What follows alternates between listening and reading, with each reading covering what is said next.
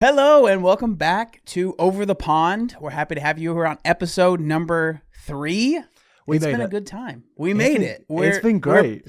Dude, you know how many podcasts, and I say this as someone that is fallen victim to this, that like never get to episode 3? I know, man. Episode 3, that's the special, it's a special place. You know, there was like, whenever I start like a project, I'm like, man, it's nice to start a project, but you just wish there was like a back catalog, a library already. And you know, like episode 10 doesn't sound that long away, but that's like 10 weeks away. That's gonna be in like February.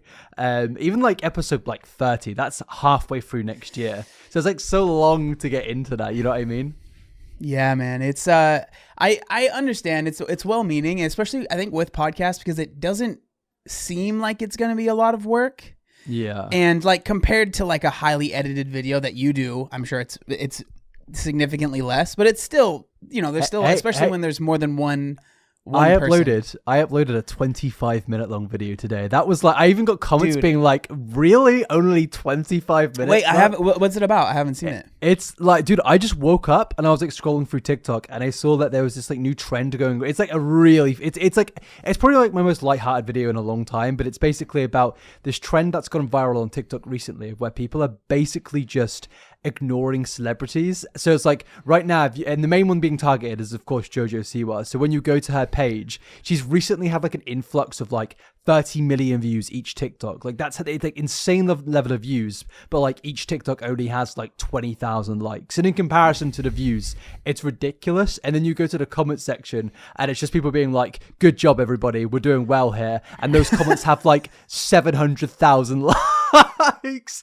And they're doing it with like Kim Kardashian, apparently like Beyonce, Taylor Swift and stuff like that. So I kind of just went through all of it. And it is pretty interesting because like, I've always thought what like celebrities, even influencers like ourselves, like we're just a dude, you know, like we're just sat in front of a camera and one day a group collective can just say, we don't want this anymore. Like we do, like, and they just leave. And then what are we supposed to do? Like, I've always thought like, wouldn't it just be really funny if one day everyone just kind of was like, yeah, I'm done with this. And just left. And the celebrity's like, oh, now I've got nothing.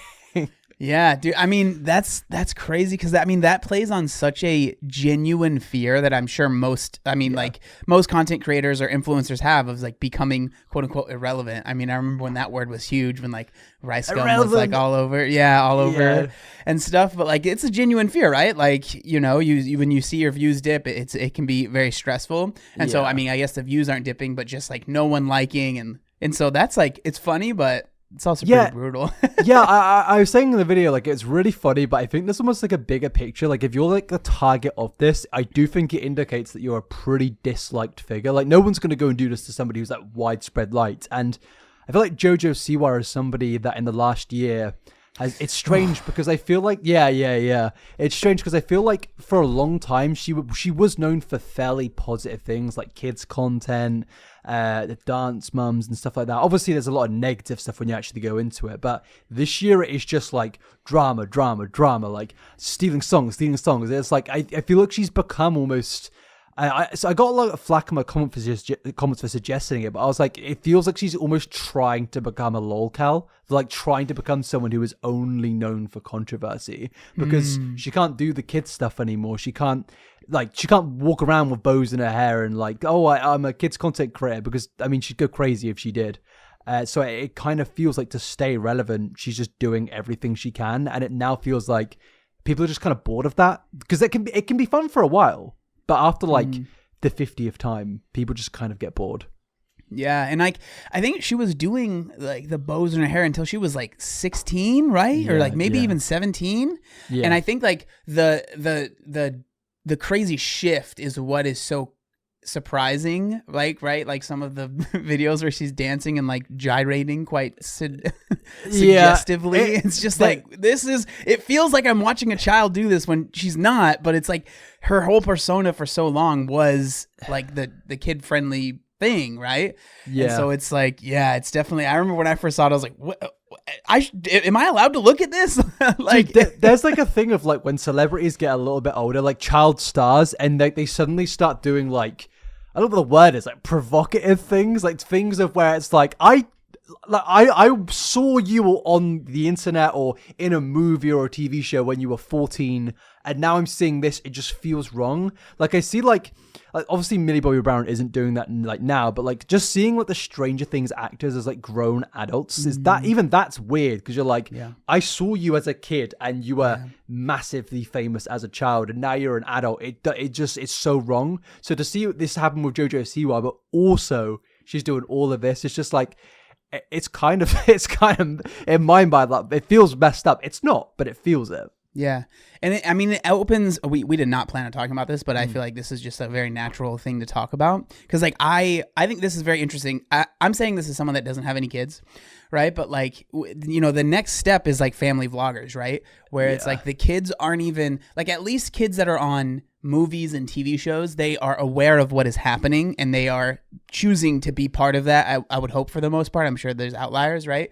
Where they're kind of forced into it. But with like family vlogs, it is literally like they don't have a choice and they are doing it. It's like it's become the norm for them, especially if their family has been vlogging them since they were like literal babies, right? And I feel like that opens up this whole conversation, because I always feel really weird of like posting a picture of my niece or my nephew, right? And they're really young. I don't do it often and I don't share any intimate moments, right? It'll just be like a selfie with them. But even then I'm like, man, should I share this? Because I really think about it.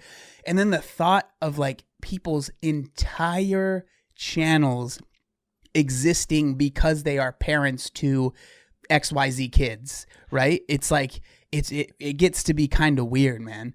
And like I feel like that's like the extreme example of like the child, star kind of thing. But it's true. And the interesting thing is that you speak about like Hollywood and stuff, and then protect like they're having like more, like the kids know that they're in it more. It's not like they're forced to be there. They've gone to like acting school as a very young kid, or they were picked out and they actually want to do it. And in acting, it's also a career. Whereas, yes, being a YouTuber, we have careers, but as a child, the thing there for them is their childhood is being used as monetizable content.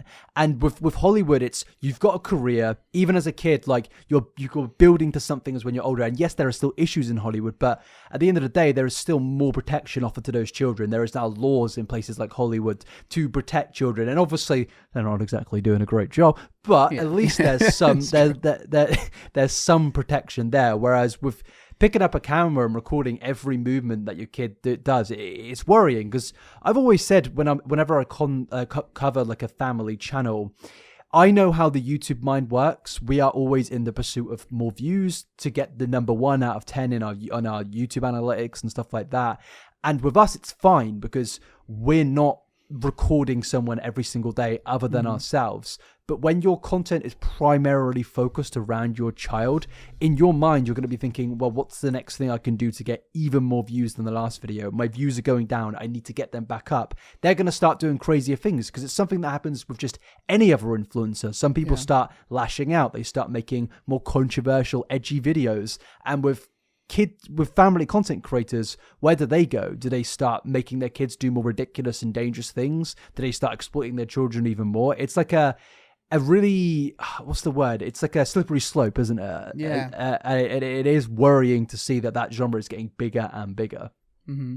Yeah, and like for me, I have a little bit of experience as far as like the vlogging side, because like because again, I'm a YouTube dinosaur. I've been doing this for a very long time. So when I first kind of started making videos after the first couple of years, that's when Casey Neistat started getting really popular. Yeah. Daily vlogging was like, that's what everyone did. Everyone daily vlogged. So I was like, all right, let me do it. I quickly realized after not very long, wow, my life is incredibly boring. I don't have an exciting enough life to daily vlog. But then I started thinking, how can I make my life more exciting to get more views, right? Or to make the video more interesting. And then I started to realize very quickly that I was living my life for a vlog instead of just living my life. And then I happened to be vlogging. And I was never anywhere near Casey Neistat's level, or like, this was a very short period of time. It was only a few months when I was like, okay, this isn't for me. But I just think, imagine that. And then you're adding children on top of it and using their oh, they're potty trained as like a freaking thumbnail entitled to a video is just like, what, dude? And then they can't consent to it, obviously, right? Yep. And then they grow up, because now we're getting to a point, like, because I think about the Shaytards, right? I used to actually watch them a lot. Shay Carl. I used to really like their videos when I was like, you know, I think I was in high school maybe when I was watching them, or, you know? Yeah. And I think like those kids are now in high school or maybe even graduated. It's just like crazy to think that there are so many people that have watched these very intimate moments with you. Yeah, for sure. And the kids are then going to grow up, and they're going to, some may think it's great, you know, some will, obviously, some may have positive experiences, but imagine being one of those kids in, there's so many situations with family channels, not going to name any, but there are so many that we can all think of instantly of where things have gone terribly wrong. And those kids' lives of where they've been exploited, it's now going to be on the internet forever.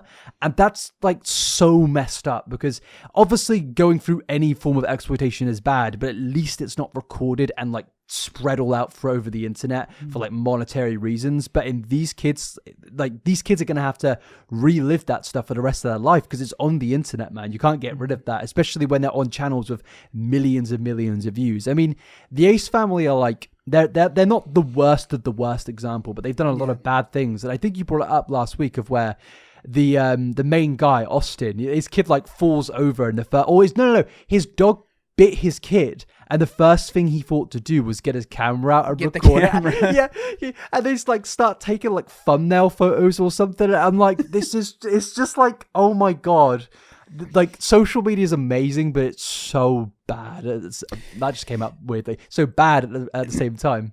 Yeah, I was actually, I'm not sure if you remember this, and I'm not sure if I should share this, but whatever. I was friendly. I knew this person, and like we had hung out a couple times with that, I don't know, maybe I shouldn't use the name. I won't use the name, but it was a person that is kind of like a family vlogger. They're like a single mother vlogger. Would I know who they are? I think you would know. I'll tell the story. Do you want to type below who they are if you can't say? Yeah, I'll type it. But they had a huge controversy. You'll probably know it after I say what it is. I'm really intrigued though. But they were the person that were, I probably spelled their name wrong. I definitely did. They were the person that they had like their dog. I think they had something happen to their dog, and they were in the car with their child. Oh and my they were god! Like, yeah, like, oh, cry for the camera. And I was like, it was weird because I knew this person, and I had no bad interactions with him, but they were very YouTube minded. Yeah, that's one thing I remember about them quite like drastically. I remember thinking like, I'm not that person. Like I am, like I think about YouTube, but I'm not thinking about it all the time. I'm not like, how can I optimize and to my detriment to an extent, but it's just not how I am. But I remember when I saw that whole thing happen, I was surprised, but also not surprised, you know? And it was just like, man, that's the thing. It's honestly like feels like a disease. It can just it is yeah, it can just eat you away to where you just don't think clearly, and you're like content and you do this stuff that is just so deplorable, man. Like it gives me flashbacks to like some former friends I've had over the years, because I'm not like, honestly, I speak to about 3 YouTubers nowadays, and that really includes yourself in that pretty much, because like I've had so many bad experiences and bad friendships throughout my time of making YouTube video. And there was a time where I was very much involved in the YouTube space. I had a lot of friends, and a lot of them, most of them, in fact, were actually great people. But you meet the occasional person where they are so, it's not like they're doing anything illegal, but they're so like driven in making content. That's where the bad stuff comes from, and you think, what's wrong with that? But it leads to so many things, like even just like being belittled for not wanting to make content on a specific day. Like I remember when I was on holiday with a group of people, and the person was like fully belittling me because I just didn't want to vlog that day. I didn't vlog myself, but I didn't want to be in their vlog. I was on holiday. I was like chilling out. I was like, I don't really want to be on your vlog, like filming, like they would like filming like acted out scenes. Like it was like most of the vlog was real, but it was like there was like moments in it which they were blatantly trying to emulate David Dobrik of like, you know. Oh, okay, that's what I was gonna say. Like no, literally that. And I don't think this vlog ever came out, but it was something they were trying to try, but I don't think it went anywhere. But I remember like feeling like this. It's like I know this person, and I've seen them get worse over time in terms of their brain being plagued by the algorithm, and it's happened to so many people of where even the most lovely person can be infected by this internet algorithm brain of where they will do anything to get views. And I as much as it like in the short term can really help for being the best content creator at that point of time, doing the best things for views, I actually think in terms of longevity, it's one of the worst things because it will drive you insane and to points of where you will do bad things or make mistakes in order to get views. And you could lose your audience doing that. And I think for me and for yourself, I think we have a lot more longevity in the sense of we're not always thinking about it in terms of like every minute of the day. And I think like a lot of content creators, especially if there's any small content creators watching this right now, just needs to know like, it's okay to just take a break, just relax, just chill. You don't have to be thinking, how can I optimize my SEO? How can I get the best thumbnail face or something like that? You can just chill. Yeah. It's like, it's one of those things where there's definitely too much of a good thing. You know, it's like obviously good to be plugged in to an extent. Because if you start making videos about refrigerators, people are like, what the fuck? Dude, if you made a video about refrigerators, I would watch that shit, man. I would watch that. Top 10 refrigerators. Let's freaking go. But like, you know, you obviously have to be tuned in to an extent, but it's like when it starts to take over your life and when you start to make real life decisions based on algorithm, that's when I think it's like a problem. I think there's one thing like you making YouTube decisions based on the algorithm. Okay, it makes sense, right? Like, this is a good thumbnail. But then it's like I'm going to, you know, upend my whole life because this is what the algorithm wants. It can be, it can just get bad quickly. I know people have said to me, like, this is like years ago, but they were like, you know what, man, even though I'm doing well right now, I'm literally just like, obviously you're doing this for the positive reasons right now, but they were like, I'm going to upend my life, move to America and move across the world to go live in LA just so they can be like possibly around influencers to get in their videos. And like, obviously that makes sense in terms of like, you're going to get in videos, you probably will get a boost from it, but like, to just uproot your life, say goodbye to your family and friends who are your real friends that aren't tied to social media. Like the idea of that's so crazy to me. And it's like, I think there's like things you can do like that are beneficial to your channels that aren't just going to completely go insane, like down like trajectories of where this is quite obviously going to ruin your life in the long run. Yeah, man. I remember that era of YouTube where it felt like everyone was moving to LA so everyone could be in vlogs. Like that's what it felt like. Everyone was moving to LA so they can be in some sort of vlog. Dude, like, what happened to vlogs? Like you just don't really see them much. Like people still, it's more like now some like OG YouTuber will have like a dead main channel, but they'll have a second channel where they're still uploading vlogs on. Like there's like the Syndicate Project. I think even like OG British guys like Zoella, they're still vlogging on a second channel, but they don't do anything else. That's the only form of vlogging I kind of know now. And Casey Neistat, I think, still goes. Yeah, he posts every once in a while. I think part of it is people started to realize like how much of it just isn't true. Yeah. You know, because like that kind of, once you start to realize how much of this is fabricated and just not true, it kind of takes the fun out of it, I think. But I think people just got burnt out by it too. Like everyone was vlogging, every single person, you know, and it just, I think people just got burnt out with it. What did you think, like, when you were vlogging? Was it, like, exhausting? Because I can't imagine how it feels to, like, have to wake up and be like, all right, time to record everything. Dude, if I did that, if I vlogged, it would be the most boring shit you've ever seen in your entire life. Like, it would, like, wake up, I don't know, go for a run, maybe, if I'm having a good day, and then have some breakfast and play video games, maybe do some work. And that end of vlog there. Yeah, and then, I mean, that's basically exactly how it felt. It felt like I always felt like I had to prove to people that I was working hard enough, you know, especially Yeah, like being yeah. a YouTuber. Cause like there's so many people and I understand where they're like, bro, you didn't do anything today. And I'm like, no, I did all this. I edited for 4 hours and I went to Starbucks and edited there and then I like, you know, so it was definitely like I definitely got it in my head where I have to prove to people that I am, you know, grinding hard and working you know, this job is real.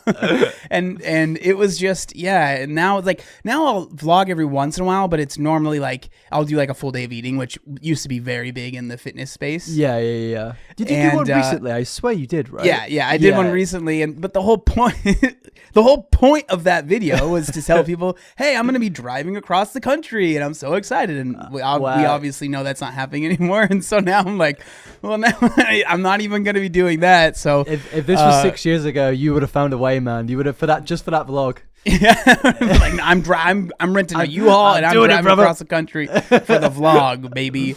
You know, but yeah, so it was definitely like exhausting, but it's one of those things where it's like I'm not gonna say that in the video because people are gonna be like, bro, you're filming YouTube videos. Really, it's a hard job. Okay. let me you know, the world's smallest violin for you. And so it's like I'm not gonna say that because you know it's not as hard as, you know, doing hard labor or like sitting at a freaking desk for 8 hours and dealing with coworkers you can't stand, right? So this is the hardest job. This is the hardest job in the world. We got to tell these people. I had to make coffee myself before this podcast. These guys, horrible. They don't understand, you know. I don't. I'm running out of decaf coffee right now. One more mug. I'm out. What do I do? I've got to go to the store. I got to go buy crazy. That. And none of you guys do that. So you know. But moving away from all the topics that we just covered. Before we get into the main stuff today, I just wanted to talk about it because I've not spoken to anyone about it really. I did like an ancestry thing recently, and I've always thought, if I ever did one, it's just going to be so boring. It's going to be like, white. But I am proud to announce that I am actually 1% North African. So, oh, nice, dude. Yeah. Let's go. I did it and I was like, I am white. That's definitely one thing. But I'm like an ethnic white. Are you? I have 8 different nationalities according to this. So basically, 40% of it is quite boring. England and Northwestern Europe. So I think that's like including places like Denmark, maybe. And then it goes on to 32% Scottish, which is also, I mean, I already knew that. And then it's 15% Spanish and 4% Basque. And I think Basque is like a region in Spain of where I believe it's near Barcelona. I may have a few Basquarians, whatever they go by in the comment sections. I'm not saying anything. Yeah, we're towing a dangerous line right now. And then, interestingly, I'm apparently 3% German, which is nice. Yeah. And then 2% Irish, and then 1% North African. And I am so desperate to know what country in North Africa am I supposedly from, because I don't know if you can see that. It's a bit vague. It's like this general area. Yeah. It basically gives me like 8 possible countries. It's Niger, Algeria, Libya, Mauritania, Morocco, Tunisia, and then it just says Western Sahara, which to me just could be a case of a Spanish relative of mine just randomly went into Africa and just died in the Sahara, just after having a child, of course. But yeah, I just wanted to speak about it because I've been wanting to do one of those for a while, but now it's done. It's like, what else do I do with my life? Yeah, I wonder how legit they are. You know, I feel like maybe they just go to people's Instagram profiles and they're like, all right, let's. This dude's white for sure. Let's put some African in there.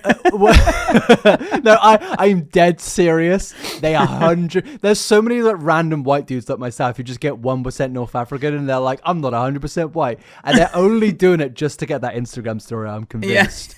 Yeah, but dude. But what kind of freaked me out is that I have like quite a separated family, shall I say? Like, we're not really close, and there's this little section of where it shows possible relatives, and like it actually got like people I know for a fact are relatives that I just don't really speak to. Like I got my half brother. It was like you could possibly be the half brother of this person, and I don't really speak to my half brother much. Just we've never really been in each other's lives. But I was like, that's pretty insane that it managed to match our DNA, because he's obviously done one too. And then it's like there's like 50 different cousins that could possibly be my cousins. Like there's like second cousins, third cousins, and apparently I have a few in Canada. Boo. But I also have apparently a few in America. Hell yeah, brother! Yeah, brother. All right, come on, move on over. Yeah. For you. I've got a gun now, but no, I don't know if they're actually related to me. But you can see that like there's some people on there that they've really tried to build their like family tree on that, and I just can't bother to do it. To be honest with you, but no, I was very interested to see that I'm apparently German, African, Spanish, from Basque, Irish, Norwegian, Scottish, and I'm a mongrel. Like, you know, you're like just, dogs. Yeah, you're just a mix of a bunch of stuff. You're like a mutt. Yeah, that's it. Is mongrel please say mongrel is the correct term as well. If it is, it is a mongrel dog. It's the mix of two or more breeds. I was worried that I just said something that's been taught to me and I didn't realize it was bad, but it just means a crossbreed of dog. Okay. I was a little worried it was maybe a slur. I wasn't sure. Oh man. I was like, I don't know about that one. Please like and subscribe, everybody. All right. Let's speaking about that. Oh, okay. What? Have you ever done one? Did you say you've done one? Yeah. So I was gonna say I've never done one, but I think my brother did. We're fully related. So I don't remember exactly, but we're a lot French because my last name is Glaude. So my name is John, and you're French. My brother's name is Jean. No way. Yes, and so people will be like, oh. So my last name is Glaude, right? So they're like, John Glaude Van Damme. And I'm like, brother, you don't understand. My brother's name is Jean Glaude, okay? And you want to know? I have an uncle. Do you want to know what his name is? Go on. Claude Glaude. Oh, my God. Your family really played into this, man. Dude, I don't know what is wrong with this. And then growing up, we had a dog named Sean. You guys got to stop. You've got to break this, man. If you ever have a child... What are you going to call it? Just Google Juan. names rhyming with Sean. Yeah. Let's get I'm going to name him Juan, you know, it'll be sick. You could have Savion, Manon, Redron, Manon. Macron. There you go. Yeah, that one's from, what's that? Theron, is that from Game of Thrones? Theon. Isn't that the name? Theon. Oh, okay. Yeah, it's not not bad. good. But yeah, so that was the main thing. And then I don't remember exactly. I think maybe there was a little bit of Italian in there. Oh, wow. To be fair, though, with Americans, like it is like, I know it's like the saying in New York when you like enter, it's like the nation built on immigrants, but like it is like you guys like came there like 300 years ago. So like I wouldn't be surprised if more Americans have like a bit of a mixed heritage in comparison to a lot of like Europeans and stuff. Like my friend did one recently. He was proper excited about it, and it's just 100% British. And it's like proper 100% patriot, man. Is he part of the royal family maybe or something? Maybe, man, maybe. No, I was actually quite happy that I'm less than 50% English. So Americans can't bully me anymore. Yeah. Only you're basically not even English at this point. Honestly, I'm just. You should have your citizenship revoked. All right, let's actually get into the juice of the topics today, which is Nikocado Avocado. We both spoke about this on the exact same day. There was no there was no planning behind this. Me and John basically just uploaded the exact same video. Basically, if the audience didn't know, Nick recently uploaded a video titled "Addressing My Weight Loss," and it's pretty much his brand new podcast featuring Carly Steele. Now, this isn't me just trying to belittle Carly. I think that's her name. I that's getting worse here. But I didn't really know who Carly was. Is she like another content creator in the space, or did you know? Yeah, I think she's someone that's been doing it for a long time. Yeah. And it was actually funny because she was actually in the comments of my video, and she was saying that she's like, it's crazy because I watch your videos every day, and now I'm in the video. And she said like, LOL. So she seemed to not. I mean, my videos, I try not to be ever super mean to anyone, especially like her. It just felt like she was more of like almost, this sounds mean and I don't mean it in a mean way, but like a bystander, you know, she was like there, but she wasn't, you know, Nick was the one that was saying the things. Like me, according to the comments on the last episode. You guys, I'm not talking for the rest of the episode, okay? But yeah, so I thought that was funny. But yeah, so she's someone that's been making videos for a long time.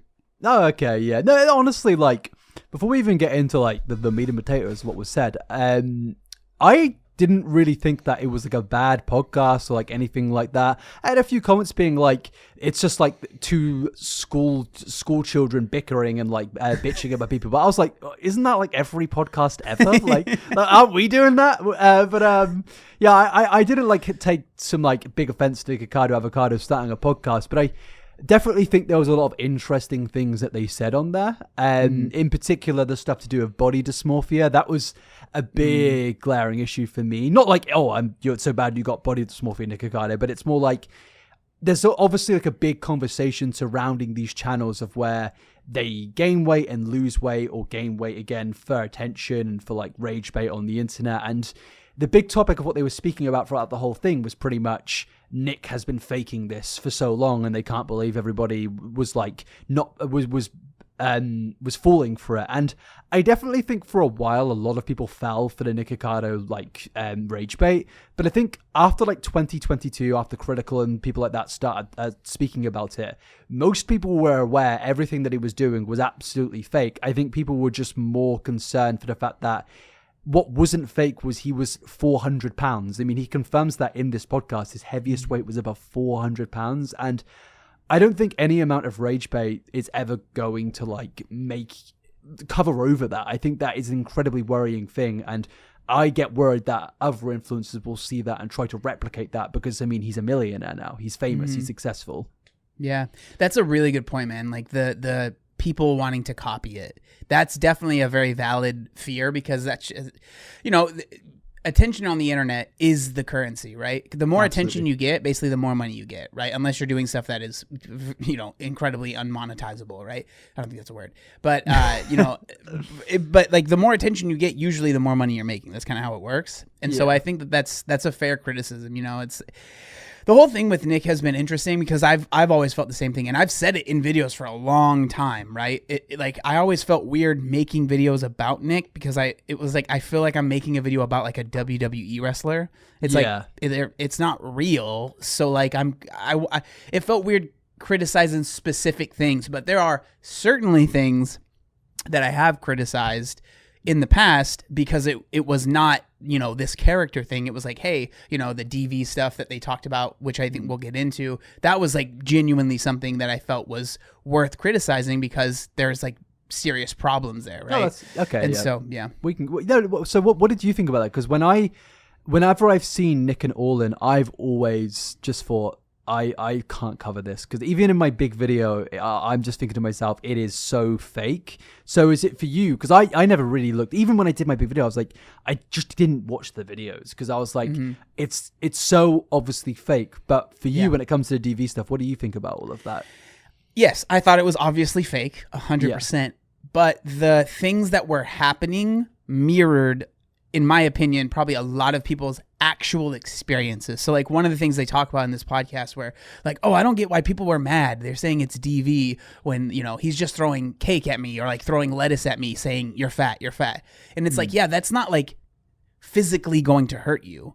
But like if there are plenty of people that have been in relationships where the person that they're with consistently makes them feel like crap because of their size and will do things like they won't let them eat or they will withhold things right from them because, you know, you need to lose weight, or they'll make comments and like those things might not seem like a big deal compared to getting punched or something, right? But like when that is happening over and over and over and over again, that's a serious problem, right? And so it's like the thing that was frustrating to me with a big part of the podcast was like, I think Nick is smart. I've always said this. I think he's a pretty smart individual.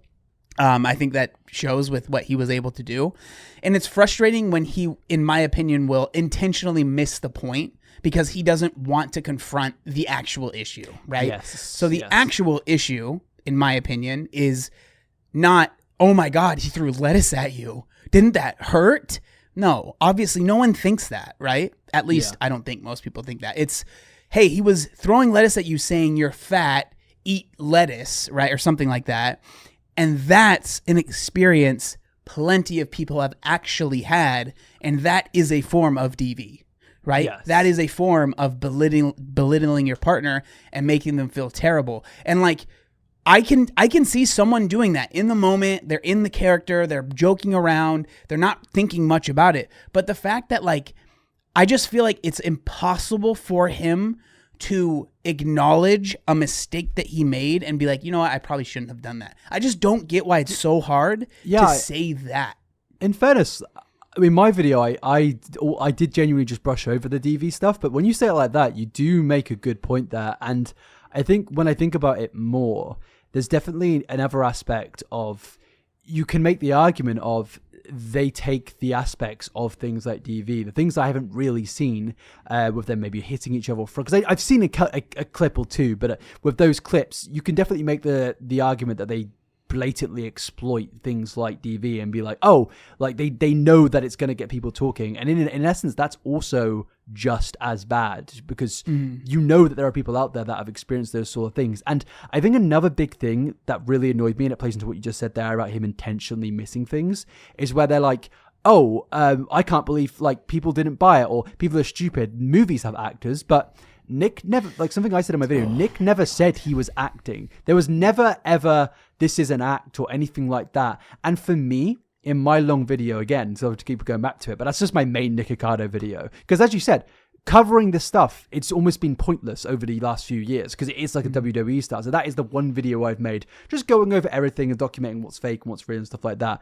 But with Nick, it feels like he is trying to like make the world think now that this was all a television show. Like you're tuning into a new episode every week, but he never said that over the years. Like there was occasional like obvious moments of where things were fake, but for me, I genuinely did believe that Nick and Orlin had relationship issues. And I say this in my recent video, like you don't know what goes on behind the cameras, but I just refuse to believe that like the way they operated their relationship and just in general his life, it can be like a regular normal relationship, just with what they're putting on the camera and living in the way that they are. Like both of them gaining so much weight for the sake of content and stuff like that. It's unhealthy. It encourages other people to do it. So there are so many worrying factors that I feel like in this podcast, it just kind of brushed over as, oh, the audience are idiots. Where it's like, I think most people aren't idiots. I think a lot of people have just been very concerned over the last few years. Mm-hmm. Yeah, I mean, I struggle to understand how you can fully like go into like fully just change your entire life for YouTube and stuff. Yeah. Apparently like he was able to do it, but that's like seriously, it's impressive, and I'm not saying that in like really a positive way. It's just like, wow. You know, that's, and like, there are people that will say like, oh, well, I think that maybe he started to gain weight and then he decided, I don't know, maybe that's what he gained 50 pounds and was like, I'm just going to fully go into this. I don't know, because like, I remember when he first started, right? I found out about him very early on, right? Because I am still friends with people that are vegan YouTubers. And like, it was this big thing. I mentioned this in my video, where he left veganism and now he's eating, McDonald's or whatever it was, right? And it was like, and people had quite the issue with that, right? And so, and the thing that some of my friends were saying was like, and he's like gained some weight. This was nowhere, maybe 20 pounds. It was nothing compared to, but like when he was like doing the vegan thing, he was very thin, right? Yeah. And so it's just been very interesting. Like I wouldn't say that I've followed closely. It's not like I definitely have not been someone that's watched every video, but I've known about him for a very, very, very long time. And so it's just, it's so interesting seeing all of this play out and how it's all gone. Yeah, for me, when it comes to the weight gain thing, and if it's deliberate or if it's not, so in his video, he says that he was eating 15 to 20 avocados, which if that was true, though, when he was doing that during veganism, that would be 6,000 calories a day from avocados alone. And I I don't know if that's true or not, but I personally think that he gained a bit of weight accidentally, like we all do. I think he just ate a bit too much food. And I think he got a few comments and people started to notice, because this is, again, something I covered in my historical timeline of where he made some videos 7 years ago in 2016 and 2017. And it was like, say hello to my guts. I'm gaining weight. I'm getting fat and I don't know why. So it was very clear that from that he was playing into it, but it's like nuance. It doesn't necessarily mean that he's got this massive grandmaster plan to get fat and then not be fat and be skinny. It's like, I think he was gaining weight and he knew that he could monetize that in certain ways, and then it just kind of spiraled and got worse and worse and worse. And the content became more rage bait. It became more, we're crazy and we're wacky, and me and Orlan are now punching and fighting and kicking and screaming, and the audience love it, and it's like a pantomime. But is it a pantomime? Because it kind of might be real. They've never said it's not fake. They've never said it's real. It's kind of, sorry, they've never said it's fake. They've never said it's not fake. It's like, it's hard to really understand any of it. And again, I just don't know why they kept on harping about this whole acting thing and saying basically the audience is stupid, when again I think it was just people were worried. Yeah, and then there was like other things that he would do that would bring people into it that maybe weren't part of it. Like the thing I think about is, I remember when he called out Trisha Paytas. Remember that? Yes, do you remember that? Dude, that's the first video I ever covered of Nikocado Avocado. Yeah, 2019. and like that's something. I mean, I'm curious what people in the comment section think, because like it's something I think about. I remember the general stuff that was going on, but if I remember correctly, it felt like a lot of people were on Nick's side when he first kind of came out about this, and so like, was that part of the show to just bring, again, I know some people don't like Trisha or whatever, but it's like to just drag her down because like, it's like things like that where it's like, so what was real, what wasn't real? Because that felt pretty real to me. And like it really did. Yeah, and this is what I was saying in my video. I said that there are so many instances of where people have gotten mad at Nick, or maybe even become fans of Nick, that were not related to his weight. This whole Nikocado Avocado saga, a massive, like, a baseline portion. It's like an iceberg. You've got the top bit, which is like, he is heavy. He gained a lot of weight. But then you've got the rest of the iceberg, which is like Stephanie Sue, the fruitarian drama, like beefing with vegan YouTubers in the early days. There were like multiple YouTubers that he beefed with in 2018. Can't really remember their names. There was the Veronica Wang situation, beef with... I can't remember his name. He's an ASMR YouTuber. Beef with Penguin Zero, faking being disabled. As you said, possibly emulating things like DV and stuff like that. It's like, there are so many things of where it's like, was this really in your big grandmaster plan? I think the only plan that he's ever made in terms of a spectacle that he's gone through with is that he was losing weight. That, hold my hands up, pretty funny bit, you know. It will go down as like, it will go down as, well done, you got us. Yeah. But also there's all this other stuff, and we can't just now paper it over as, oh, Nick is skinny now, so we're gonna pretend that everything is fine. It's like, I'm not saying that Nick needs to be cancelled, but I definitely think there is this glaring issue of where Nick is almost being exonerated of everything that he's ever done just because he's skinny. And I think that does say a lot. And not to sound like a I don't know, a body positive person on TikTok, but I think it genuinely does say a lot about society that the moment somebody becomes skinny, we immediately just like forget. We haven't, but a lot of people forget everything that he's done, and it's almost like just washed over everything. It's like, I don't get that, because one day ago, before Nick's big grand 2 steps ahead video, everyone hated him, but now everyone loves him, and it's like, all he did was lose weight, and it's like, great, that's an achievement, well done, I've done it, you've done it, but we're not gonna be held to that standard. But Nick, for some reason, is held to that standard. It's very confusing. Yeah, I think part of it is that people, at least this is how I feel, is like I had almost expected, okay, now we're going to get more information about like how he lost the weight and like the things that he did, because that feels like the natural progression, right? Like, oh, look this thing that I did. Oh, wow, that's crazy. Everyone was blown away by it. Okay, now we're going to get explanations about it, because I don't know, it felt like he kind of, like that was what was presented as like, this is what I'm now going to share this information. And then it's like now it almost feels like he's teasing, right? Because the title of that podcast was like, I think it was like How I Lost the Weight or something like that, right? Yeah. Something where there was no information about how he did it at all, literally zero, right? And it's like, that's what people are curious about. And again, as I've said before, I think Nick is smart. He knows that. He knows that people want to know this stuff. And so the longer he can put it off, the longer he can kind of keep people interested, right? Yeah. I just thought that, I was really hoping there would be at least a little bit more information about how he lost the weight, which, that's interesting to me. I kind of know how to lose weight, but it was more, what I'm more interested in is how the heck did he keep it a secret? And like, what did he go through to just no one knew? At least not. I haven't seen any leak. There weren't any leaks or anything. So it is that's fascinating. What's interesting to me.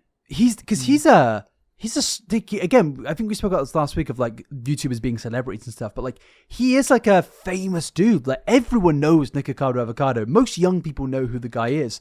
So how did he avoid going out and stuff? Did he just stay indoors 24/7? Did he just stay in his own area? Because when I lost weight, I went through a phase of like everyone was noticing. I was getting comments. I was getting friends saying things to me like, "You're looking good, man," stuff like that. It was like happening every single day. And it's not something you can necessarily just like hide and one day you're skinny. It's like, no, that's a progression that happens over time, especially with him, where it seemingly happened over the space of a year or even 2 years. I guess we will not know on that again for a while. I was kind of hoping to learn how long it would be, like how long it took him to lose the weight, because there are a lot of questions that I have, like, was Ozempic involved? Did he just do a calorie deficit thing? Did he do like a crazy diet? Did he fast or something on those lines? Like, there's so many ways that he could have lost weight, and I think it would be a really good thing for him to actually have a conversation about it. Not saying he needs to do it, but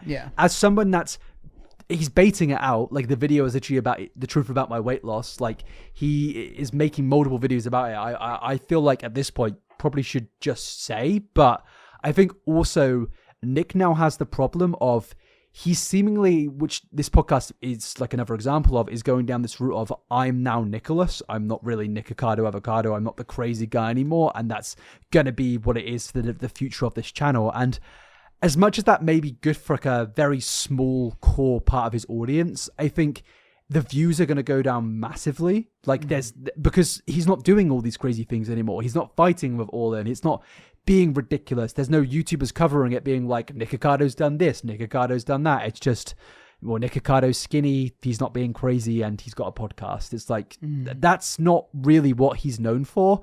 And you spoke about earlier about what would happen if you made a video being like top 10 fridges. I mean, this is like Nick's version of that, man. Like, he's doing his top 10 fridges he's just being himself. And I think I think it's...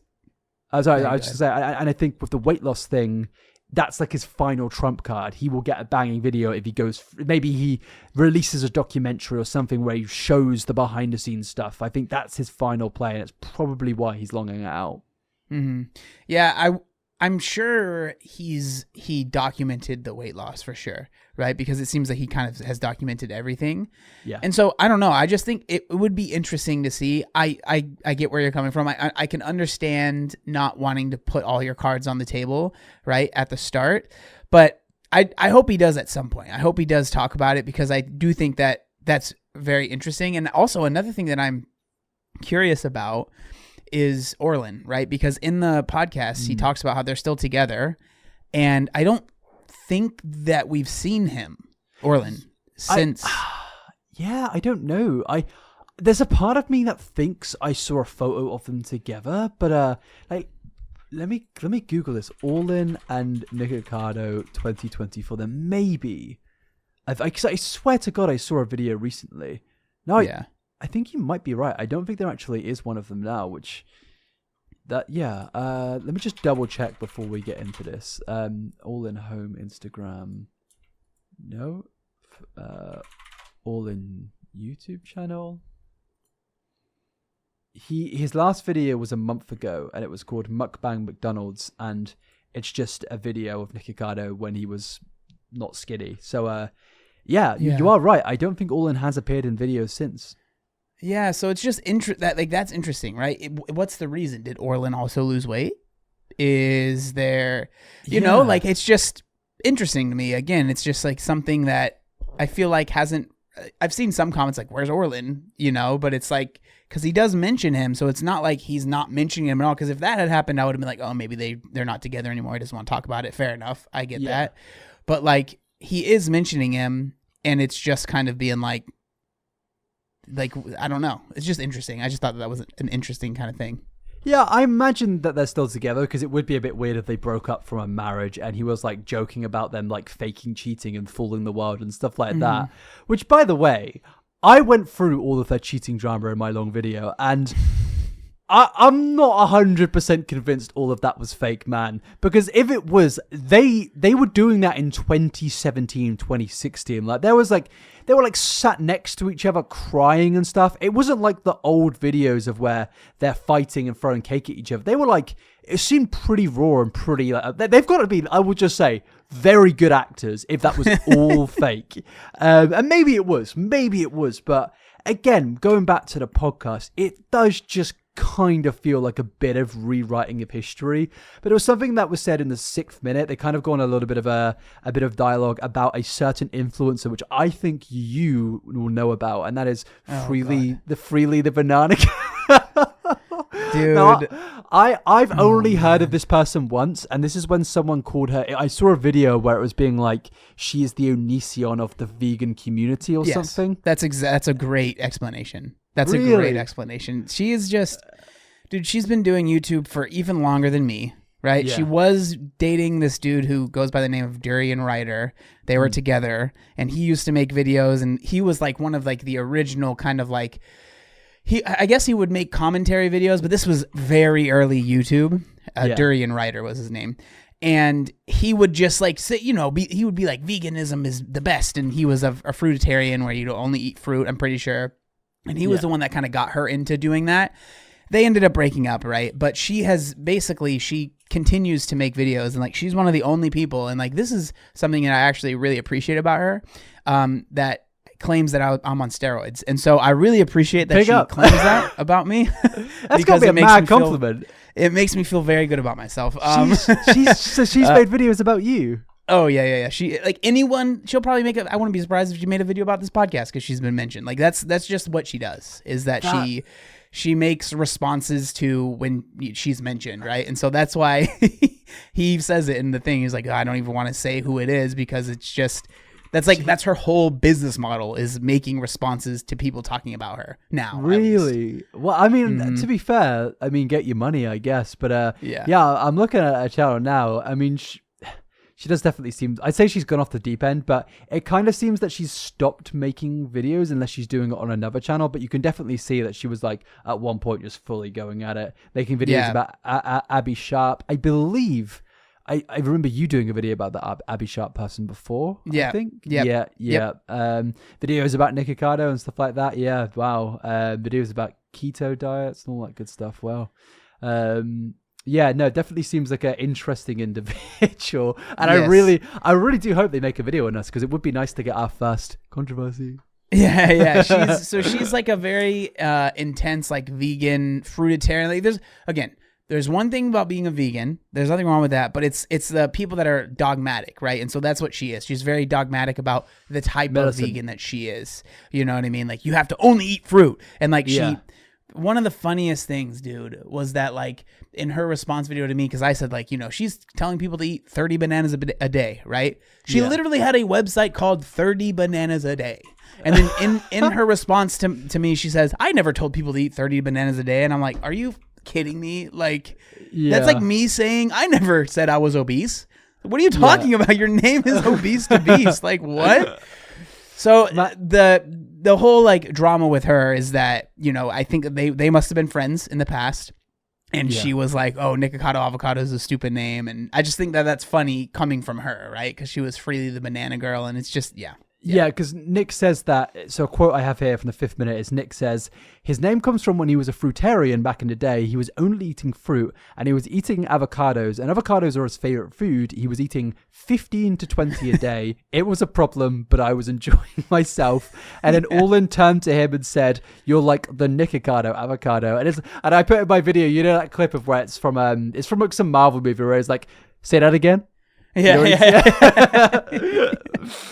Yeah, so that's the lore between that, and I mean that's a deep rabbit hole, my dude, and one that I don't recommend anyone go down. You guys save yourself. Don't go down that rabbit hole. It's not worth it. It's not worth it. I'm telling you right now. It's old anyways. There's much newer stuff. I'm surprised I haven't seen like a video essay channel like do a big video on her though, because like she seems like the type of I don't know if you know who like June the King is or something. He makes big documentaries about like controversial figures like Onision, and I feel like she's like perfect material for that given everything. Yeah. I don't know anything that she's done, but honestly, I don't know if I'm gonna upset a few people here. Being a fruitarian, there's got to be I don't want to go down there, but I don't know any. I've never met a fruitarian that isn't an influencer. I don't know about you. It just seems that's a good way to put it. That isn't an influencer. Yeah. I mean, I haven't, because I just don't. I don't fucking get it. How do you survive eating only fruit? It seems like a hellish lifestyle too. Honestly, if I have like more than like if I have like a banana, I'm good. But if I have like a banana and a bunch of fruit at once, I kind of like get a bit of like a sugar rush and feel a bit gross afterwards. To be fair, I eat shitloads of berries though, because not much sugar. So maybe I am a fruitarian. Yeah, there was actually a time when I basically was a fruitarian, not on purpose. So this was one of the first times I was trying to lose. Well, not one of the first times, but this was actually one of the last times I was trying to lose weight before I actually lost weight. I had watched there was this movie on Netflix that was really popular about juicing. I think it was called Fat, Sick, and Nearly Dead. I think that was the name of it, but it was all about juicing. So like getting fruit and vegetables and putting in a juicer and drinking the juice. So I was like, that sounds like a great idea, but I was very, very poor. So I could not afford a juicer. So I was like, okay, I'm only going to eat fruit and vegetables. That's it. Oh, and I had a friend do it with me. I lasted a few weeks. Oh, wow. And then, eventually my friend came and he was like, dude, I'm done. Like, I can't do this anymore.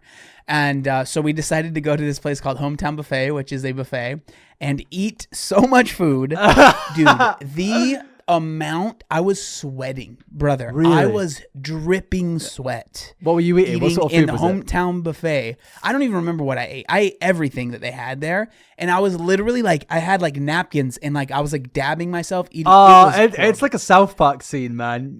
Dude, it was horrible, man. It's like one of the biggest reasons why whenever I'm trying to help someone lose weight, I try to discourage the more extreme things, because extreme things work. Like, you'll see weight loss, but they're not. Your videos back in like 2021, they helped with me not going down like keto paths and stuff like that. Because I did keto for a bit, and it's like, it works in the sense of, people say that you're not hungry. I never had that hunger satisfaction really removed, because I was like a big boy, so I was craving food at any point. What I found it was good for not eating is all the food tastes like shit. So I was like, I don't really want to fucking wake up and eat a load of eggs and then eat pork scratch. To be fair, I love eggs. I eat too many eggs, but a lot of diets limit you so much on what you can eat, where you're actually just not eating because you don't want to eat. Because it's like, I can't have 30 bananas freely. I can't do it. Dude, That's a big part of a lot. I mean, we are getting so off topic, man, but like a big part of why a lot of the very super restrictive diets work is because you're cutting out so many potential things to eat. So yeah, you're going to lose weight if you don't allow yourself to have carbs at all. Like, you're going to lose weight because so many foods are carbs. It's dude, I do. There's this athlete, plays for a football team I support, and he came out recently saying he doesn't eat carbs. And this guy, he's like an engine. He runs so much. Like, he's like the physically fittest person you'll ever see. And I'm like, you're lying. There is no way that you're doing that without even a little bit of carbs. Because Dude, I don't know if you've ever tried to work out and not on carbs, because I don't know if you've ever done the no carb thing, but like it is awful. Like it is. I don't know. Eventually, your body adjusts, but even when that happened to me, still felt not as good. Like it was like it always felt that I was like dialed back almost, like I was like something was restricting me from going an extra mile, doing or lifting an extra weight or something like that. And look, there will be people listening that are doing keto, and I don't actually have that much of a problem with it. Just for me, it isn't for me really. Yeah, sorry, but let's go back to Nikocado. So yeah, let's get into the next bit of where at 10:35 into the podcast, Nick says something which was played off as a joke, but again, I think is a worrying thing that he said. He was basically joking that every time he saw his co-host, he would get fatter and fatter and fatter, and he was even making jokes that basically he was shocked that his heart hadn't given way. He was shocked that he was still alive, and that comes into the whole thing of, was that part of the plan? Was it part of the plan that you were shocked that you're still on this planet, that your heart hasn't gone? And again, it comes into like the copycat stuff of like, this is what it leads to. If you're thinking about trying to be the new Nikocado, it's like you are quite literally risking your own life. Yeah. Yeah. And it's just like, it's crazy because like the size that he was too, he was very large, you know? And like, I think it's another thing that isn't mentioned is like the other things that you deal with when you're that size, right? And lose the weight, which is loose skin. Hasn't been really talked about at all. And I think that that's like another very interesting thing, because like that's a huge, like having loose skin is something that I will deal with for the rest of my life unless I get surgery, right? That's just how it works. And so it's like to choose to do that to your body. Like if I could go back in time, like, yes, I'm very happy and I've been able to handle my skin and it doesn't define who I am. But if I could choose to not have it, like, yeah, like I would do that, you know? But again, people are gonna be like, well, just get the surgery. Okay. It's not that simple. Okay. It's not that simple. But like, if I could just, choose to never have had the weight problem and not have loose skin, yeah, of course I would do that. So again, that's another thing that I think is interesting that hasn't been mentioned at all. Yeah, I'm not 100% if he has it or doesn't have it, because it's interesting because you can't actually see any, but people are good at, some people you just don't think have loose skin and then they do. Now, I don't have too much loose skin. I'm quite lucky in that sense, but I'm also quite tall, and for the weight it was proportioned quite well throughout my body. Like if I was sat down, you could definitely tell that I was a big guy. And to be fair, like at my biggest, you could see that I'm obviously a big guy, but it was like quite spread around my body. Like I didn't really have a gut, which was quite interesting. It was just more like my face was very fat. I had very fat legs, and I think most of my loose skin is actually on my legs, which is actually that's probably one of the better places to have it, because it's not as visible. I don't give a shit about loose skin, like for me personally, but if you're worried about that sort of thing, I guess it's the ideal place to have it. But with Nick, it's weird because like you can see him with like loose t-shirts and it doesn't actually seem like he has any. And again, we don't know what he's done. Maybe he lost all the weight and had surgery, because he could have done that for all we know. Yeah. But I guess we'll just not know until he says it. Yeah. Yeah. I definitely think he does. Like, this sounds weird, but I've analyzed the like TikToks when he's like dancing or whatever. Remember when he first like came out about everything, and it definitely looks like definitely around his stomach, because that's where he definitely held a lot of weight. Because the way with that loose skin works, for those that might not know, basically the way that it works is where you hold a lot of your fat, that's where the loose skin is. It sounds obvious, but I feel like some people don't really get that. And so like if you have a very big gut, which I did, right? And I had really big, like my lower back was big, so I have loose skin there. I had pretty big mammaries, and so I have loose skin there, right? And so it's just a lot of it is very dependent on where you held the weight. And so at the end of the day, it's not like he has to show. I get it. Not everyone is super comfortable with it, but it's just like something that's interesting that he would intentionally go through that, because it's definitely something that a lot of people, really, really struggle with. Having lost weight is the loose skin. And like I get messages very frequently of people that are like, man, I lost the weight and I almost like wish I didn't, because of how much they struggle with it. And that's a very, valid feeling to feel that way. And so that's another interesting thing. But I think the other interesting thing, like, is that he said, like, I was surprised I was still alive. Like, I just wonder how he felt, like, at his largest, because I think he said he's had sleep apnea. I say that he said because I don't know. I never know what to believe with Nick at this point. I mean, I think he did. It seems like he did. He would have the marks on his face from the machine. But I think he did for sure. I mean, it makes sense, like giving his weight and stuff like that. What part of that again was the plan? I don't know. And the constant calling the audience dumb and stuff like that. It's like, I don't think the audience are as dumb as we think they are. And the more I look back on the whole 2 steps ahead thing, the more it is frustrating, because I remember there was like a tweet quoting my video, which had like 100k likes, being like, ha ha ha, this is all wrong. Like, Nikocado is proven wrong. And I'm like, is it? Like, really? Yeah. Like, he lost weight. Great. But there are so many things there which just can't be a big master plan. Because, I mean, unless he's like actually insane, that is also another like possibility, which I've seen a lot of people say that there's like certain things. Like, people have described him as like a sociopath and stuff. I'm not going to go down that route, but I've seen people say that just because of like the extent he went to. If it truly was all a plan, you can't be a normal, sane individual. And it goes into what we were speaking about earlier at the beginning of this podcast with what will people truly do for content, and what will the algorithm plague your mind into thinking, that's where I need to go. That's what I need to do. Maybe I do need to gain 400 pounds and shove fucking food all over my face. Yeah, I mean, hopefully people don't go down that road.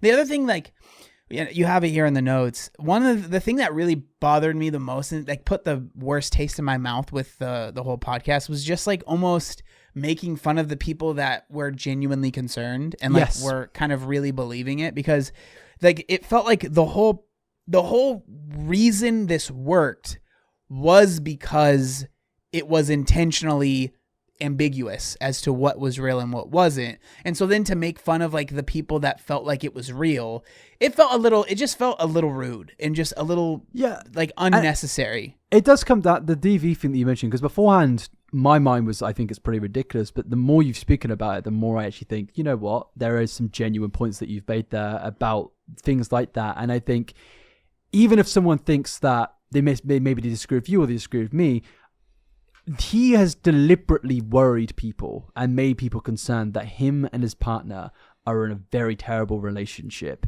He has deliberately worried the world with something that is definite, that he was going through heart issues, health issues, so many things for the sake of content.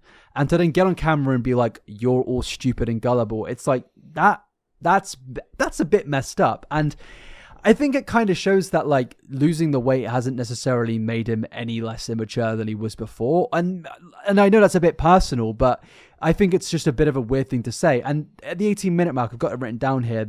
Nick's co-host says, I think people love YouTube because they think it's real. People think what they're watching is real, like reality shows. That's why reality shows are so popular, because you feel like you know the people. But with an actor or an actress, you know that they're acting. The co-host then says, people forget this is entertainment. It's legit entertainment. And they basically go on the spiel that I mentioned earlier of you wouldn't come out of a movie theater complaining that there are actors acting on the screen. Nick references Pirates of the Caribbean, saying you wouldn't be mad at pirates or something like that. And it's like, but you're not an actor. You're a YouTube content creator who did eventually develop into this pantomime thing. But at the end of the day, there were genuine, real, valid concerns that I don't think it's fair to mock people for just honestly caring for you about. Yeah, I think part of it is just and I think Nick in particular, I think it's a defense mechanism, because it just feels like he, from what I've seen in every video where he's talking about criticisms and like issues that people have, they will bring up the most ridiculous, over the top thing that maybe one person has brought up, and not address the overall concerns that people had. And so it's like, you know, with the DV stuff, it was almost like a straw man, right? Using this thing that not that many people were really saying to be like, see, I mean, it's ridiculous. Like, who would actually have a problem with it? It was like, no, that's not what people had a problem with. They weren't saying, again, I already said this, right? They weren't saying that Orland throwing lettuce at you is such a big deal. It's the fact that other people have dealt with it and you're mocking that. Yeah. And so I think that it's a defense mechanism to not address this serious concerns, because I don't think he really wants to, you know? Yeah. But this plays into, again, things that he was in drama in previously. I've gone through pretty much every single response video that he's ever made about any piece of drama. And the thing that he did in the Trisha Paytas situation that you referenced previously, in the Stephanie Sue situation, the Veronica Wang situation, every single time that he was in drama, he always made a straw man argument out of something. He always used one thing as a way to like paper over the cracks, to make people convinced that he isn't the bad guy in the situation.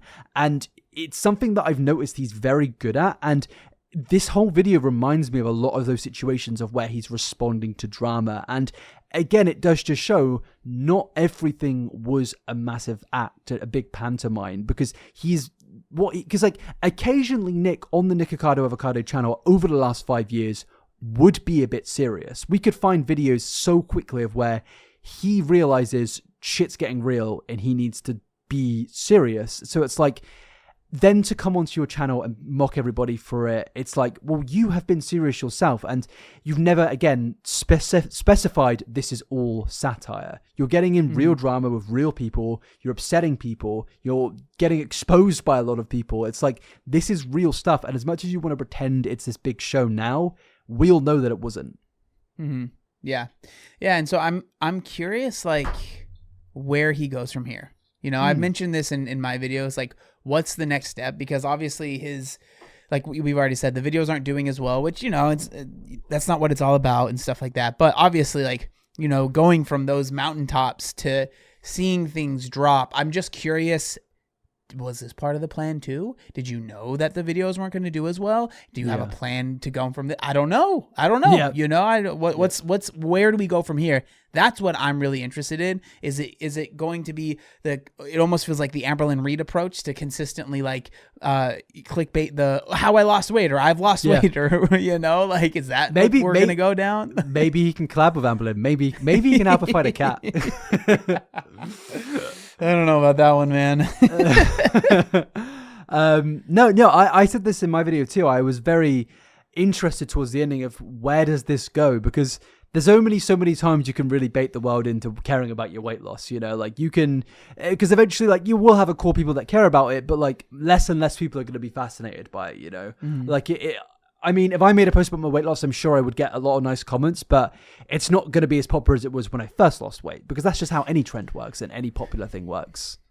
Yeah, I mean, it's people are like, I miss when you made videos about losing weight. Like, they say that in my comments, right? Oh, really? And I'm just like, brother, I said everything, man. There's ain't nothing else to say about how I lost weight. So that's why I talk about other stuff. I don't know what to tell you. Like, it becomes boring, as sad as that might sound, but like, it just is. Like, once you've shared all the information, that's the thing with weight loss, is that once you share the information, you understand how it works, it never changes. It never changes. And I so think like, sorry, carry on.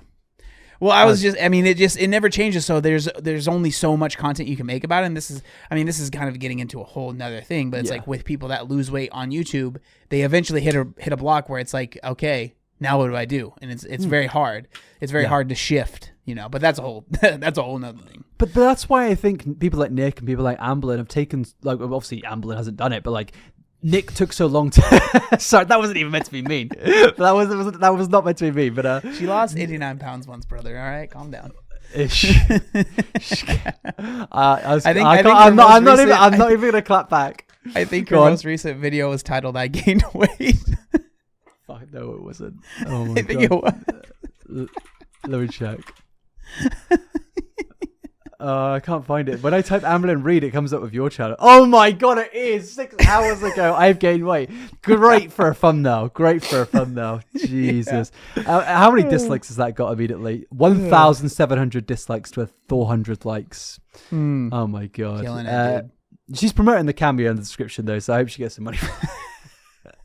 But we should order one for the start of the podcast. We actually should. She could be our third co-host.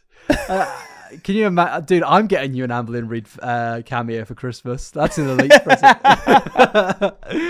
I can't wait. I'll use it in every video. Every video. It'll be the opener. Do you reckon if I asked her to be like, "Hi guys, I'm John's co-host" or something on those lines, do you reckon she actually would? I don't know if maybe you say John, she might, but if you just say co-host, she might just say co-host. It's your co-host, Amberlynn Reid. That would be really funny. Wait, let me see how much it costs. It's $300, bro. No, that'd be crazy. It costs $5 to send her a message. Amberlynn, that's steep. Jeez. Oh, she isn't available right now. Why is it in the bio then? She's too busy, man. She's too busy looking for the cat. Maybe that's what Nick and Amberlynn can move into in terms of content, documenting finding the cat. Yeah. But in terms of gaining weight, there is a part of me that thinks he might gain weight back. Because obviously, there's something he speaks about in this where he speaks about body dysmorphia. It's like something that like he we've gone straight back to being serious. But no, he says in it that he's dealing with an issue of where he gets comments criticizing him, saying he doesn't look any better, he looks worse now, and he's also looking in the mirror and thinking that he's still fat pretty much. And obviously, that is one of the biggest symptoms of losing a large amount of weight. I've never dealt with it. I don't know about yourself, but I know it's a very, very real thing that a lot of people have dealt with. And I think it was the one moment of the podcast which I actually did appreciate that he spoke about that, because it is a very personal thing that I know a lot of people naturally don't want to speak about.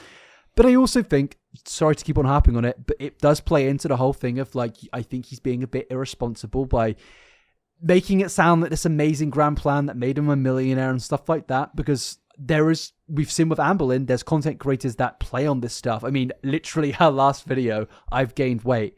It's a thing that I'm worried will become more of a trend of, well, it's already a thing if you have multiple content creators that play on the fact that they're gaining weight, but I'm worried that it's going to continue over time, and it definitely will. And it's like, even if you lose that weight, because that's the belief, isn't it? Oh, I'll gain weight, I'll make money, I'll lose it, I'll be fine. But it can lead to long-lasting effects that aren't physical. There is real mental effects. And I don't know about yourself, but even now I still deal with like some degree of mental things of, I'll have something to eat and occasionally I'll be like, I shouldn't be eating this. This is too many calories or something like that. And I don't have it that bad, but it can be a real problem, and it can develop real stressful related issues sometimes. But in Nick's case, it seems that it's in a far bigger issue, and again, so it's kind of a mixed bag. I appreciate that he spoke about it, but I didn't appreciate how much they're downplaying everything in context to that. Yeah, I think like with the body dysmorphia, that's a super common thing that happens with people that have lost a lot of weight, and I think it affects people. This is just, pure speculation, but I think it affects people a lot more that have been overweight for a extended period of time. Yes. Right? Like, so if you've been overweight your whole life and then you lose weight, it's really hard to see yourself as someone that's lost weight. Yeah. And so I think that's a big part of it. And for me personally, it definitely was something I struggled with, but it's definitely gone away over time. Like I don't look in a mirror and see myself as fat anymore at all. Like I just don't. Yeah. But I definitely struggle with like the opposite body dysmorphia, where I think I am smaller than I am. Like I'll talk to my girlfriend and I'm like, do you think like it's half joking, but also like not. I'm like, you actually think I'm like buff? And she's like, dude, you're literally the buffest person in the gym right now. And I'm like, no. She was like, John, I don't know what to tell you. Like you are. And I'm just like, I don't know. I feel like you're lying to me, and it's definitely something that I just don't see myself that way at all. And so I think that's just something that's very common with people that put on a lot of muscle. That's like a very common thing.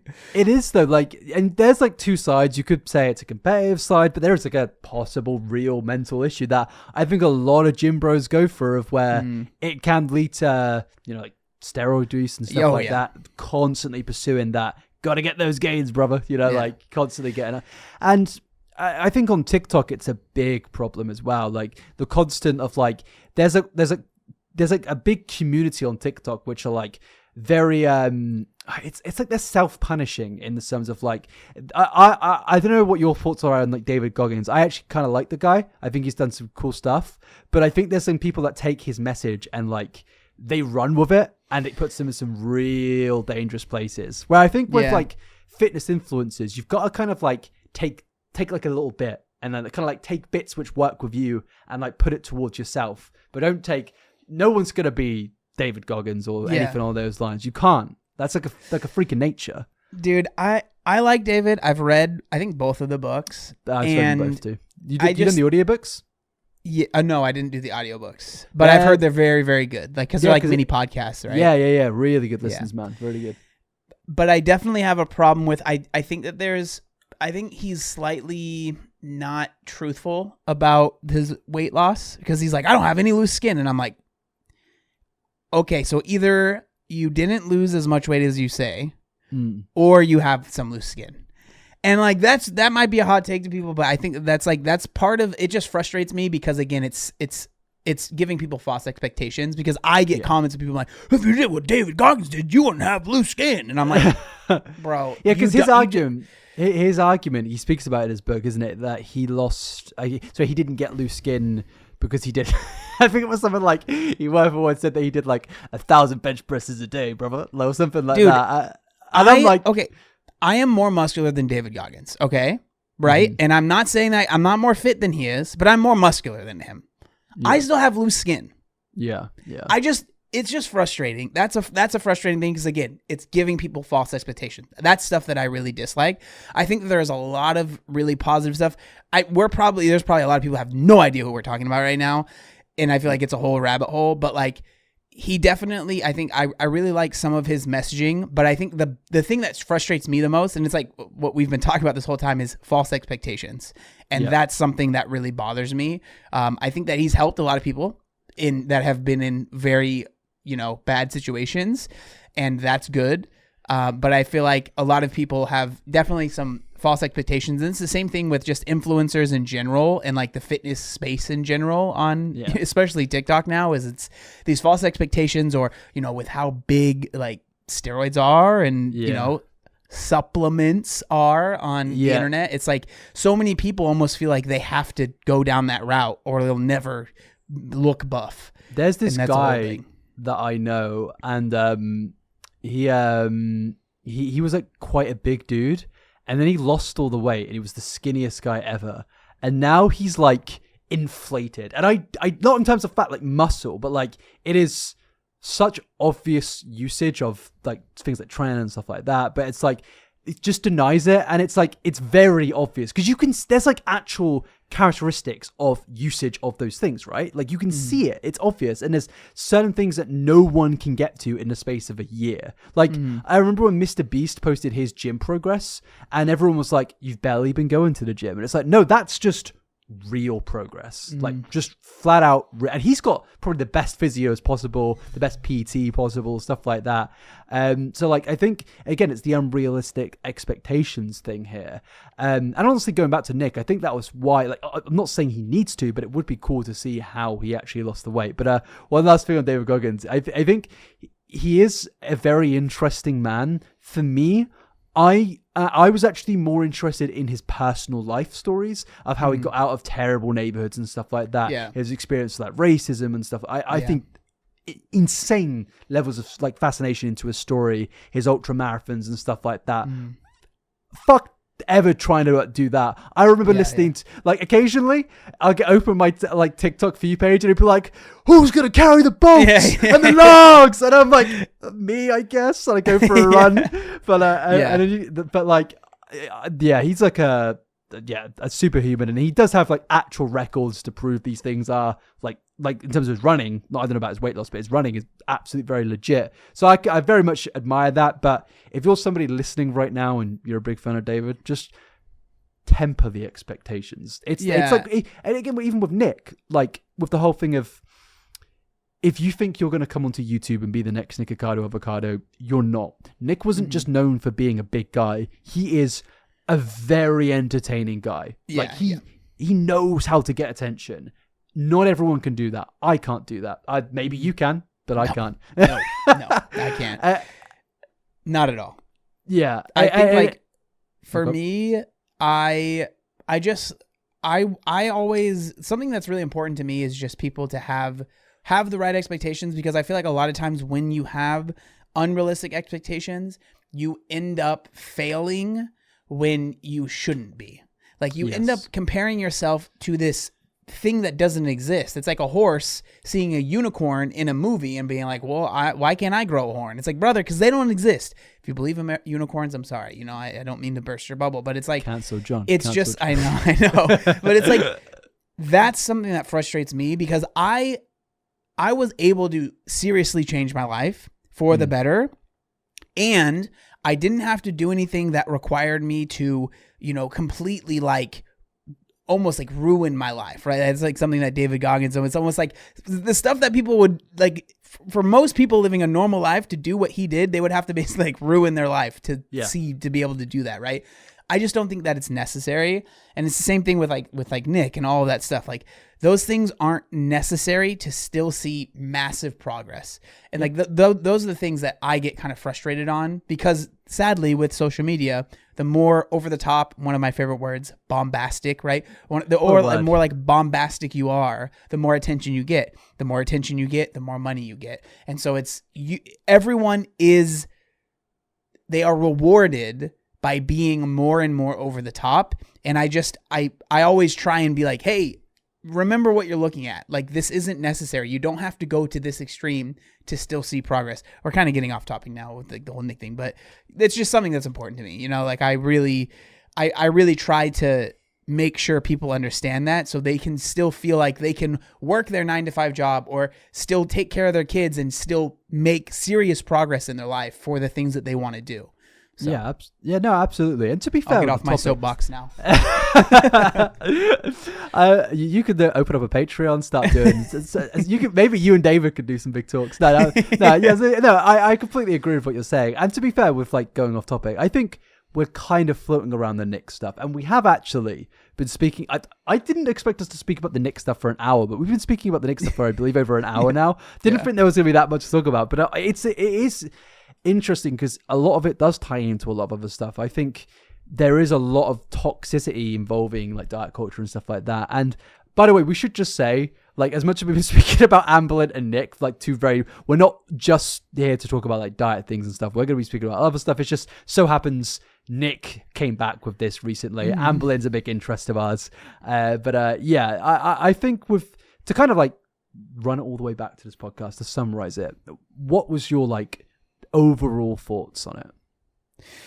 I thought that it was a very good way to title a video to get people interested. I think that it was frustrating because it felt like there was just a lot of stuff that wasn't really mentioned that I think that most people are interested in, right? Like everyone wants to know how he lost the weight and all of that stuff.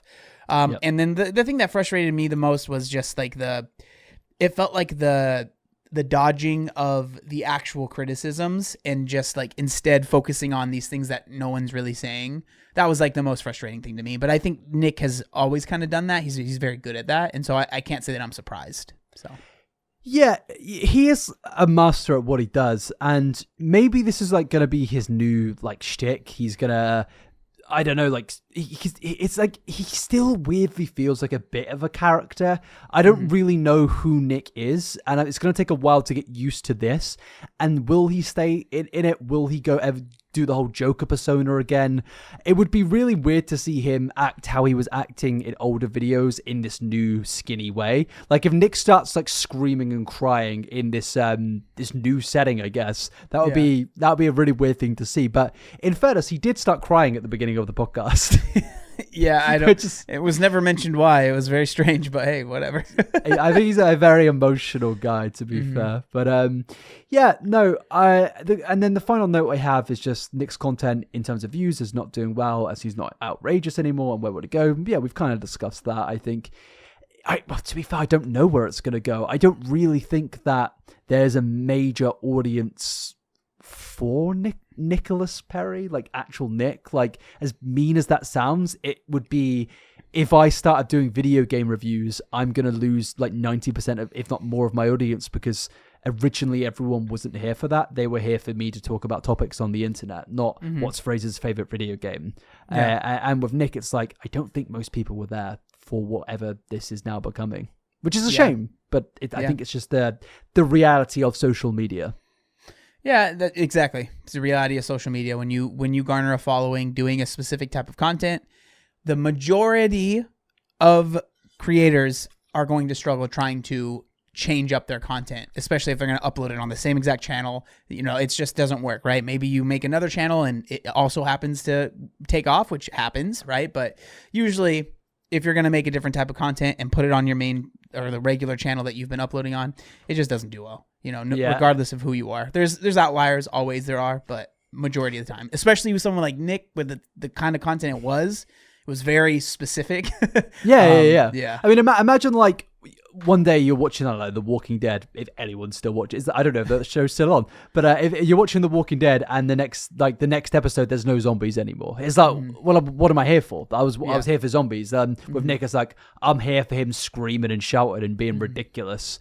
And also there is a big part of his viewer base, I think, were genuinely just either interested or concerned for Nick's well-being and safety, like as is he still alive? I think that's why a lot of the views are coming, and now it's like, well, yeah, he's alive. I can move on to the next thing. But I think we can kind of wrap that thing up there. We were gonna speak about the world of t-shirts, but that's such a big topic. I don't think we've got enough time to go through all of it. Yeah, I mean, I think this is solid. I mean, I think we have other stuff, but I mean, I feel like we can save that for another one, to be honest. Yeah. I mean, if there's anything else you wanted to talk about, I'm absolutely down. I didn't know if you wanted to speak about David Dobrik stuff, unless you wanted to leave that for the next week. I think that there's stuff that's going to be happening soon that will make more sense to talk about that. So I'm fine with waiting on that as well. Yeah, and in fairness, like I said to you the other day when you mentioned speaking about David Dobrik, I looked if I've ever covered David Dobrik, and I think I've done like 2 or 3 videos, but I don't know about you, but do you just sometimes forget that you've made a video? Like, it's just like gone from your mind. Dude, I've literally made like, I think over 1,500 videos.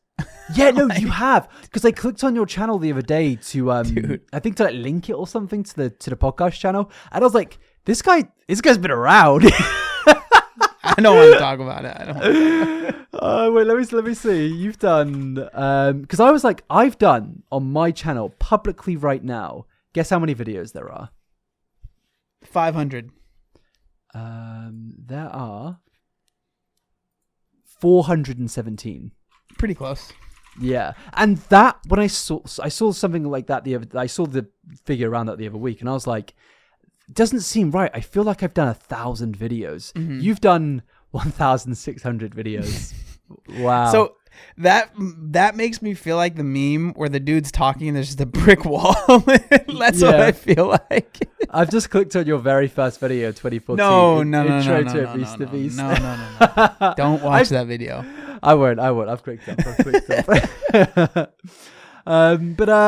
be fair, we can probably wrap it up there. It's a good length for a podcast, I think. I think we've got everything that we needed to say. I guess just before we go, we can like address like the what's the word? The reception. There was mentioned it earlier in terms of like there were a few people saying that John was interrupting me, or maybe I was interrupting John, and I do just want to say that in some topics I'm gonna know more than John, or John's gonna know more than me, and it will lead to like one of us speaking more than the other. It's not like an interrupting thing.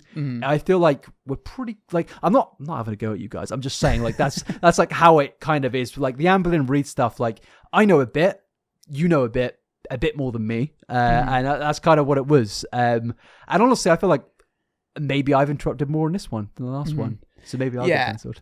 But like in general, like the response has been awesome, and it's been so cool. Like I've been blown away. Like I'm so thankful, man. Like it is so cool how many people have just been super kind, and the comments have been awesome. And so I'm super thankful for that. It's definitely something I'll do. I'll definitely interrupt. Like I have ADD.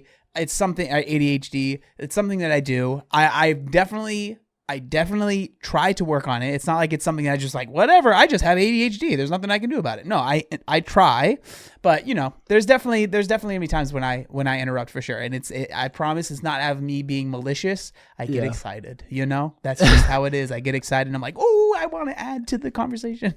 Yeah. Especially with things that we're interested in, I think with ADHD of when you're like, is ADD and ADHD different, or is that just two different things? I guess it's all technically ADHD now. Like it's all under that umbrella. But with like the ADHD umbrella, I sometimes like feel bad like complaining when I'm like, oh, like sometimes I'll do something of where I'm like somebody's telling me a whole ass story like of their day or something like that, and I will just like zone out, like no reason. It's not malicious, and they'll like be like, "Are you hearing anything that I'm saying right now?" And I'll be like straight out, no.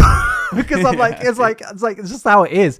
And sometimes I feel like people might see it as an excuse, but it is like a genuine thing. Like there are like cases of we may not be the best listeners and we may interrupt. And it's just like, I think we're pretty good at it in comparison to some people that may have ADHD. I think I've personally really worked on it over the years, especially doing more podcasts and stuff like that. So yeah, again, nothing but like mainly lovely, absolutely amazing support. And even to the people that were complaining, that's not like an attack on any of you guys. I just wanted to like basically just address it slightly and just be like, there will be times where we interrupt each other. It's just a pretty natural thing. But overall, like I'm so blown away by the support. I checked the channel just now before we started recording, and like it just keeps on increasing and stuff. Like the last episode's on like 20,000 views. It's like, that's crazy. Yeah. It's crazy because the channel has 3,000 subscribers, which again is awesome, but it's just cool to have a channel that has way more views than subscribers because it hasn't been like that for me for quite a while. So it's just cool. I mean, same here. It's like, it's not even like a monetary thing. I mean, we've only just got monetized. Or claps in the chat for getting monetized. But it's not like a monetary thing. It's just like nice to see this little project growing. And 20,000 views on a podcast to me is pretty crazy. Like that's like a lot of people listening for a long time, and like not listening to like a long video where everything's scripted and structured. It's just us chatting. Dude, I had someone message my girlfriend and they were like, is your boyfriend ObeseToBeast? And she was like, yeah. And she was like, I saw him on a podcast. They're talking about this podcast. That's so crazy. And I was like, that's so funny. That's awesome. I love it. That is so sick. It's stuff like that. It's just like makes it like so much look like cooler and stuff. But like, again, in general, just thanks to you guys for just being amazing. But I think we'll call it a day there, wrap it up. Yeah, next time I will be in my new place, so I'm excited about that. That's gonna be cool. I just wanted to. Are you excited? Are you excited? Are you excited to do the like set it all up, get a cool dude? Yeah, going? I am excited about that. I'm excited about, dude. I got this super sick drum set. It's an drum set, but I'm like super excited to have that in my. Just be able to play that, and like I'm excited to have an office again and set it all up. I'm definitely excited. It'll probably look a little scuffed for a while, but we'll get there eventually. Yeah. I feel like that's like it's like one of the most stressful, but also like the best parts of moving. Of like you can make your own space, and it's with the move. I'd say I hope it isn't stressful, but I know for a fact that's gonna be fucking dude, the worst. This past week has been. Oh yeah. I was like, I don't want to come on the podcast and just complain. So, we can put it on the tail end of this, but it's just been a lot. It's been a lot, but we're getting there. I just had literally like 10 minutes before this podcast started, I had junk removal people at my house getting rid of all the stuff that I can't bring. And so there's still so much happening. So today when we're recording this, I guess a little bit behind the scenes, this is Tuesday, right? And I move on Sunday. And then the next podcast we record, I will be no longer here. So yeah. What I was wondering with all like how you're moving your stuff, are you like just putting it in a load of suitcases, or are you putting it in boxes as it's going like a cargo plane? I don't know how it works. So majority of it is going to be coming with me on the plane, because basically the only stuff I'm taking is my clothes. Oh, wow, and then I'm going to ship my PC, monitors, and that's basically it. There's a lot of stuff, all the stuff that you kind of see behind me, I'm leaving for my family to take, because my sister just moved into a place she has like no furniture, so she'll be taking most of my furniture, and that's that's that. And then everything else that I couldn't take, I basically had junk removal come and just get rid of it. I sold a good amount of stuff as well, but all the stuff that I just didn't feel like selling, I was just like, here. And I'm sure they'll go through it and grab stuff that's worth some money and sell it, which is fine, whatever. But I just needed to get rid of it. So yeah. No, I had that when I last moved. I had like stuff that I just gave to like these junk people, and they were like, "Yo, can we like sell half of this?" I was like, "Do as you please, my friend. I don't need any of the profits. Take it as long as it's gone." But I feel like as much as like it's difficult for me to do now because I have a lot of stuff now. But when I was when I first moved to London, in my mind, I literally said only moving my camera stuff, my computer, and my clothes. Complete fresh start. Like, and I remember doing that, and it felt really nice because it wouldn't have to deal with all the clutter and everything like that.